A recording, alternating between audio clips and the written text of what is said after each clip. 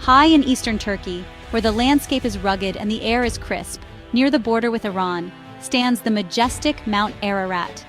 This towering peak is not just a geographical landmark, but a symbol of mystery and legend. This mountain is tall and grand, rising to an impressive height of 5,137 meters.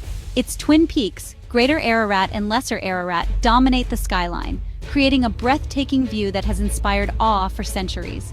It is covered in snow all year round, a pristine white blanket that adds to its ethereal beauty. The snow-capped peaks glisten under the sun, making it a sight to behold in every season. Many people know Mount Ararat from stories in the Bible. It is a mountain steeped in history and legend, a place where the divine and the earthly seem to meet. One of these stories is about Noah's Ark. According to the Bible, Noah built an ark to save his family, and two of every kind of animal from a great flood sent by God. The Bible says that the ark landed on the mountains of Ararat after a great flood. This has led many to believe that Mount Ararat is the final resting place of Noah's Ark. For centuries, people have looked for the ark on Mount Ararat. Explorers, archaeologists, and adventurers have all been drawn to this mountain, hoping to uncover evidence of this ancient story. They wanted to find proof of this amazing story. Expeditions have been launched, and countless hours have been spent scouring the mountain's slopes and crevices.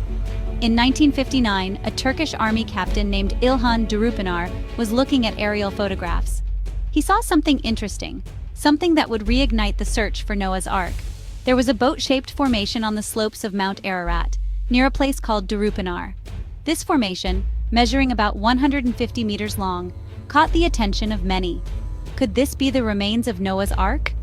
The discovery sparked a flurry of interest and debate. Some believe it is definitive proof, while others remain skeptical, citing natural geological formations. The mystery of Mount Ararat continues to captivate and intrigue, a testament to the enduring power of legend and the human spirit's quest for discovery. The story of Noah's Ark is found in the book of Genesis. This ancient tale has been passed down through generations, capturing the imagination of countless people. It is a story of faith, obedience, and divine intervention. God told Noah to build a large boat, an ark, to save his family and the animals from an impending flood. This was no ordinary task. It required immense dedication and trust in God's plan. Noah was instructed to gather two of every kind of animal, male and female, to ensure the survival of each species. Imagine the logistical challenge of gathering such a diverse array of creatures, from the smallest insects to the largest mammals. Noah followed God's instructions meticulously, using ancient shipbuilding techniques and tools. The ark was a massive structure, built to withstand the catastrophic floodwaters that would soon cover the earth. The ark was about 137 meters long and 23 meters wide. Its size was unprecedented for its time, a true marvel of ancient engineering. Inside, the ark had 3 decks and numerous rooms to accommodate all the animals. Each species had its own space, ensuring their safety and comfort during the long journey. After the floodwaters receded, the ark came to rest on the mountains of Ararat. This location has been a subject of fascination and exploration for many historians and archaeologists. This story is important to many people across different cultures and religions. It serves as a powerful reminder of faith, obedience, and the consequences of human actions. The tale of Noah's Ark illustrates how God judges sin, but also offers salvation to those who are faithful. It is a story of hope and redemption, showing that even in the face of great adversity, there is a path to salvation. Over the years, many have sought to find physical evidence of the Ark, leading to numerous expeditions and studies. While the exact location remains a mystery, the search continues to inspire and intrigue. The story of Noah's Ark is also a popular tale for children, teaching them about the importance of listening to guidance, caring for animals, and the power of hope. Across the world, this story is commemorated in various religious ceremonies and traditions, highlighting its enduring significance and the universal themes it encompasses. The preservation of this story through ancient manuscripts and texts has allowed it to endure through the ages, continuing to be a source of inspiration and reflection for many. Today, replicas of Noah's Ark are built around the world, serving as educational exhibits and tourist attractions. These modern-day reenactments help bring the ancient story to life, allowing people to experience a piece of history. The story of Noah's Ark ends with a promise symbolized by a rainbow, that such a flood would never again destroy the earth. This promise is a symbol of hope and a reminder of the enduring bond between the divine and humanity. As we reflect on this ancient tale, we are reminded of the resilience of the human spirit and the enduring power of faith. The story of Noah's Ark continues to resonate, offering lessons and inspiration for generations to come. The boat-shaped formation at Durupınar is about 160 meters long. This is close to the size of the ark described in the Bible. The formation has steep sides and a flat top, just like a giant boat.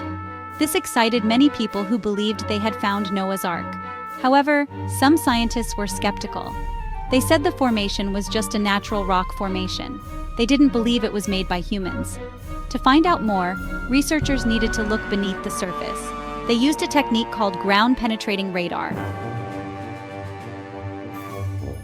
Ground-penetrating radar, or GPR, is a way to see underground without digging. It works by sending radio waves into the ground. The waves bounce back when they hit something solid. This creates an image of what's buried below. When researchers used GPR at Durupınar, they were amazed by what they found. The radar images showed a regular pattern of angular structures inside the formation. These structures looked like walls and rooms. They also found evidence of tunnels and compartments, just like those described in the biblical account of the Ark. Section 5. Matching the measurements. The GPR data revealed even more intriguing details. Ground-penetrating radar, or GPR, is a non-invasive method that allows scientists to see beneath the surface without disturbing the site. This technology has been instrumental in uncovering hidden structures and formations that would otherwise remain unseen. The data collected from the Durupınar site was no exception, providing a wealth of information that would take months to fully analyze. The dimensions of the formation, including the length, width, and height, were meticulously measured and recorded. These measurements were then compared to the dimensions given for Noah's Ark in the Bible.